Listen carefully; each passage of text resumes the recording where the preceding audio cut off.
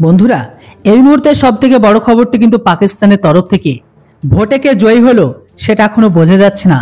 কেননা ইমরান আর নওয়াজ দুজনেই কিন্তু নিজেদের জয়ী বলে দাবি করছে। হ্যাঁ বন্ধুরা, ইমরান ও নওয়াজ পাকিস্তানের নির্বাচনে নিজেদের দলকে জয়ী বলেছে দুজনেই। বৃহস্পতিবার নির্বাচনের পর থেকে চলছিল গণনা। শুক্রবার রাতে জানা যায় পাকিস্তানের সাধারণ নির্বাচনে জয় পেয়েছে সেখানকার প্রাক্তন প্রধানমন্ত্রী নওয়াজ শরীফ। তিনি জানান তার দল দেশের বৃহত্তর একক দল হিসাবে ভোটে জয়ী হয়েছে। তবে একক সরকার গঠনের জন্য মোট 133 আসন দরকার ছিল নওয়াজের দলে। দেশটির নির্বাচন কমিশনের রিপোর্ট অনুযায়ী 61 আসন পেয়েছেন পিএমএলএন। নওয়াজ জানিয়েছিল তিনি জোট সরকার গঠনের পথে হাঁটবেন।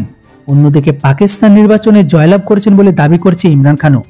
336 আসনে পাকিস্তান ন্যাশনাল অ্যাসেম্বলিতে সরাসরি ভোট হয়েছে 265 আসনে, ম্যাজিক ফিগার 133। যদিও একক দলের কথা ধরা হয় তাহলে সব থেকে বেশি আসন পেয়েছে শরীফের দল, কিন্তু ইমরানের দল সমর্থিত নির্দল প্রার্থীরা জিতেছে সব থেকে বেশি আসন। তবে যেহেতু তারা কোনো দলের হয়ে লড়াই করেনি, সেক্ষেত্রে দল হিসেবে বেশি আসন পেয়ে নিজেকে জয়ী হিসেবে ঘোষণা করেছেন নওয়াজ।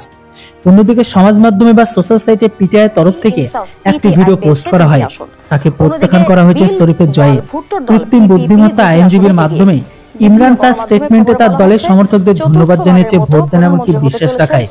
উল্লেখযোগ্য এই নির্বাচনে লড়াই করতে পারেনি ইমরানের দল।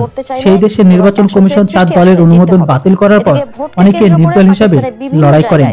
জয়ী হয়েছেন তাদের অনেকেই, যদিও পাকিস্তান নির্বাচন কমিশন এখনো সে দেশের ভোটের ফলাফল সম্পূর্ণভাবে ঘোষণা করেনি আনুষ্ঠানিকভাবে যে এখানে জয়ীটা কে হলো, ইমরান না নওয়াজ।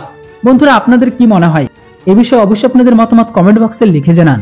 Thanks for watching. জয় হিন্দ, বন্দে মাতরম।